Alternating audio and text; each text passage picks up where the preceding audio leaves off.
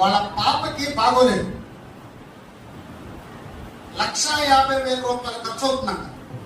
హల్లెలూయా, హల్లెలూయా. 1,50,000 రూపాయల ఖర్చు. తను వాళ్ళ అమ్మగారు కూలి పని చేసుకొని బ్రతుకుతా ఉంది. ఏమంటే కూలి పని చేసుకునే వాళ్ళకి సంవత్సరానికి 1,50,000 రూపాయలు సంపాదించడం నాకు తెలుసు. అంతేనా కుమారంగా? హల్లెలూయా, అవునా కదా? 1,50,000 రూపాయలు సంపాదించాలంటే సంవత్సరం పట్టిందా మీకు? నెలకి 10,000 వేసుకున్నా కూడా 1,20,000. దేవునికి స్తోత్రం. 1,50,000 ఎక్కువ సంపాదిస్తారు. 2వ సంవత్సరం కదా. ఏమంటే ఈ రోజు కూడా మీరు నమ్మండి, రోజుకి 200-300కి మందుకి వెళ్ళేవాళ్ళు ఉన్నారు. అవునా కదా? సపోజ్ 300 అనుకోండి, నెలకి ఎంత అవుతాయి? 9,000 అవుతాయి. ఈ 9,000 మరి వాళ్ళ గురించి మాట్లాడకూడదు. దేవుడికి స్తోత్రం. హల్లెలూయా. వాళ్ళకి దేవుడి కంటే మామూలుగా 70 మంది ఆదివారం వెళ్ళే వాళ్ళకి 9,000 వస్తాయి. 4 ఆదివారాలు. దేవుడికి స్తోత్రం. ఇంకో విచిత్రం ఏంటంటే కదా, ఆదివారం సెలవు పెడతారు కానీ మామూలు రోజు సెలవు పెట్టవాళ్ళు. ఆదివారం సెలవు పెడతారు కానీ మామూలు రోజు వెళ్తారు. ఎప్పుడైనా ఎంత బాగోకపోతే నెలలో ఒక 3-4 రోజులు తీసేయండి. ఎంత వస్తుంది డబ్బు? సపోజ్ 7,000 నుండి 8,000 వస్తుంది. దేవుడికి స్తోత్రం. హల్లెలూయా. మరి వాళ్ళ పాపకి 1,50,000 రూపాయలు నువ్వు తీసుకొచ్చుకోమా, మీ పాపకి ఆపరేషన్ జరిగిందంటే ఆ తల్లి ఎంత తలాటిల్లి మీద తెలుసా? మీరు నమ్మండి, అదే హాస్పిటల్లో మోకరించిందండి. దేవునికి స్తోత్రం. హల్లెలూయా. అదే హాస్పిటల్లో ఒక నర్స్కి అప్పచెప్పి రేపు ఉదయానికల్లా నేను 1,50,000 రూపాయలు తీసుకొస్తాను, మా పాప దగ్గర మీరు ఉన్నాడు, నేను పలానా చోట ఉంటాను అని ఒక నర్స్కి అప్పచెప్పి వాళ్ళ పాపను వెళ్ళిపోయిందండి. వెళ్ళిపోయి మోకరించి ప్రార్థన చేస్తున్నాను, బాబా 1,50,000 రూపాయలు సంపాదించడం నా వల్ల అయితే కాదు, కానీ ఈ 1,50,000 రూపాయలు ఇవ్వగలిగే శక్తివంతుడు మీరే నమ్ముతున్నాను ప్రభుని ప్రార్థన చేయడం మొదలుపెట్టింది. హల్లెలూయా, హల్లెలూయా. ఆమె నమ్మకం చూడండి, దేవుని మీద ఎంత నమ్మకం. 1,50,000 రూపాయలు సంపాదించడం, 1,50,000 రూపాయలు తీసుకురావడం నా వల్ల కాదు, కానీ ఈ 1,50,000 రూపాయలు సమకూర్చగలిగినటువంటి గొప్ప దేవుడు అని ప్రార్థన చేయడం. ఈ నర్సు ఉంది కదా, వాళ్ళ పాప నాకు చెప్పింది నర్సు. ఆ నర్సు అనుకుంటుందంటే ఏమో ఎక్కడికి వెళ్ళిందో, మేము ఎక్కడికి వెళ్ళిందో. 3 గంటలు అయిపోయింది, 4 గంటలు అయిపోయింది, 10 గంటలు అయిపోయింది. ఏమో రాట్లా, ఏమో డౌట్ వచ్చింది. పలానా చోట ఉంటానుగా వెళ్ళేసరికి ప్రార్థనలు దేవుడితో పెరుగులాడుతూ ఉన్నారు. హల్లెలూయా. ప్రార్థనలు దేవుడితో 10 గంటలు మోకరించి ప్రార్థన చేయటువంటి మామూలు విషయమా? 10 గంటలండి. 10 గంటలు అయిపోయింది. వెళ్ళింది చూసి మళ్ళీ 15 గంటలు గడిచిపోయింది, 20 గంటలు గడిచిపోయింది. ఈ లోపల డాక్టర్లు వచ్చారు. తెల్లారిపోయింది. డాక్టర్లు వచ్చారు ఉదయం 10ంటికల్లా. డాక్టర్లు వచ్చి ఏమన్నారు తెలుసా? మన పేషెంట్కి మనం ఆపరేషన్ చేయాలి కదా, 1,50,000 రూపాయలు తీసుకొచ్చారంటే, సార్ వాళ్ళ అమ్మగారు తీసుకొస్తారని వెళ్ళిందండి, ఇంకా రాలేదని ఈ నర్స్ చెప్పిందండి.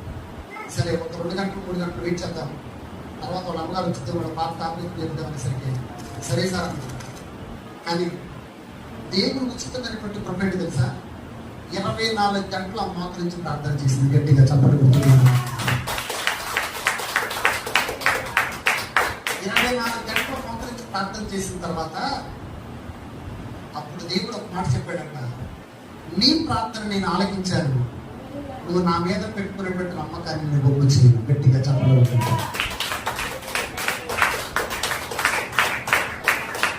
నీ ప్రార్థన నేను ఏ రోజైనా నీ దగ్గరకు వచ్చి నీ ప్రార్థన నేను ఆలకించానన్నాడు ఆయన. ఏ రోజైనా. ఎందుకని మన ప్రార్థనలో పసలేదు. 10 నిమిషాలు కళ్ళు మూసుకుంటే 11 నిమిషాలు మౌన కళ్ళు తెచ్చాం. దేవుడు ఏం చేస్తున్నాడా? వీళ్ళు ప్రార్థనలో ఉన్నారా? వీళ్ళు అడుగుతూ ఉన్నారా? వీళ్ళు వెనకాల ఉన్నారా? వీడికి ఎక్కడ తిరుగుతున్నాడా? అన్నా కదా చూస్తాం. కానీ 24 గంటల కళ్ళు మూసుకొని ప్రార్థన చేసినట్టు నేనేమంటారు? నేనే ఆశ్చర్యపోయింది. నీవు నా మీద పెట్టుకున్నటువంటి నమ్మకాన్ని ఒమ్ము చేయను అని ఆయన అంటే 1,50,000 ఎక్కడ ఉండదు?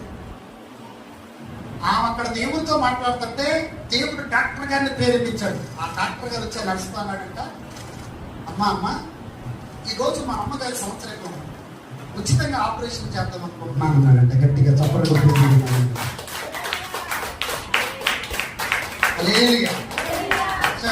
రూపాయలు ఎక్కడ అదే డాక్టర్తో మాట్లాడాడు, అదే డాక్టర్ని ప్రేరేపించాడు. ఆ రోజు వాళ్ళ అమ్మగారి సంవత్సరం రాకబెట్టి ఆ డాక్టర్ గారు అలా మాట్లాడబెట్టి ఏదైనా లింక్ ఇచ్చాడంటే మళ్ళీ వదలదు. దేవుడికి స్తోత్రం. హల్లెలూయా. కరెంటు వైపు పెట్టుకుంటే ఏమైతే మనకి, అది ఆయన కొట్టుకుంటే ఏమైంది? దేవుడికి స్తోత్రం. హల్లెలూయా. వెంటనే ఆ నర్సు ఎప్పుడైతే డాక్టర్ గారు వచ్చారో ఆ నర్సు చెప్పిందంట, సార్ ఈ పాప నేను అంటుందండి, వాళ్ళ అమ్మగారు 1,50,000 వస్తున్నారు, ఫస్ట్ ఈ పాపకి మనం ఆపరేషన్ చేయబోతున్నామని ఈయన దగ్గర నుండి ఒక్క టాబ్లెట్ కూడా మనం అమౌంట్ తీసుకోవాల్సిన పని లేదు, ఈ పాపకు అన్నాడట. గట్టిగా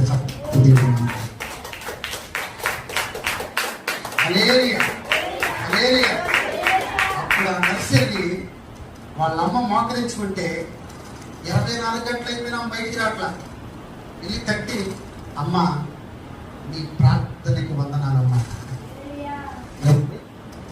ఎందుకంటే ఆల్రెడీ 10వ గంట చూసింది, 15వ గంట చూసింది వెళ్ళి, 20వ గంట చూసింది వెళ్ళి, మోకాళ్ళ నుండి బయటికి రావట్లా. ఆ పట్టేంటి? దేవుడి మీద నమ్మకం. నా ప్రభు ఎలాగైనా ఈ 1,50,000 రూపాయలు తీసుకొచ్చి మా పాపను బ్రతికిస్తాడని ఒక నమ్మకంతో ఉంది. ఆ నర్సుని లేచేసరికి ఆ మొక్క ఎలాగో తలతలలాడిందో తెలుసా? ఇలా చూసేసరికి ఆమె అనుకుందంట, దేవుడు తన స్వరూపంలో ఈ బిడ్డకు నింపాడు. దేవుడికి స్తోత్రం. హల్లెలూయా. అప్పుడు ఆ సిస్టర్ అన్న మాట తెలుసా? నీ ప్రార్థన దేవుడు ఆలకించాడు. ఇప్పుడు డాక్టర్ గారితో మాట్లాడాడు, మీ పాపకి ఒక పావు గంటలో ఆపరేషన్ జరిగించబోతున్నారు. హల్లెలూయా. మీ పాపకి ఒక పావు గంటలో ఆపరేషన్ జరిగించబోతున్నారు సరికి ఆ తల్లి చెప్పిన మాట తెలుసా?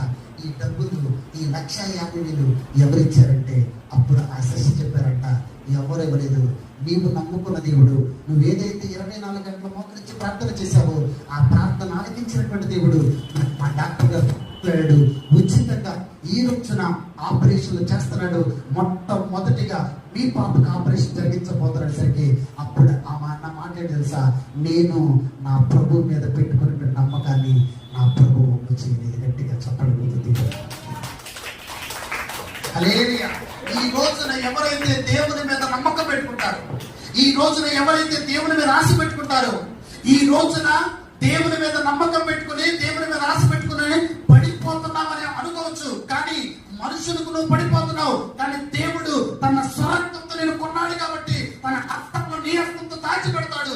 నిన్ను ఆయన పట్టుకొని లేవనెత్తబోతూ ఉన్నాడు. గట్టిగా చప్పట్లు దేవుడు. హల్లెలూయా. ఈ రోజు నువ్వు నమ్మకం ఎవరి మీద పెట్టుకోలేదు సార్? నీవు ఆరాధిస్తున్న యేసయ్య మీద నీ నమ్మకం పెట్టుకోవాలి. నీవు పూజిస్తున్న యేసయ్య మీద నమ్మకం పెట్టుకోవాలి. ఆయన వైపు మాత్రమే చూడాలి. పరిస్థితుల వైపు చూడొద్దు, మనుషుల వైపు చూడొద్దు, ఎవరి వైపు చూడొద్దు.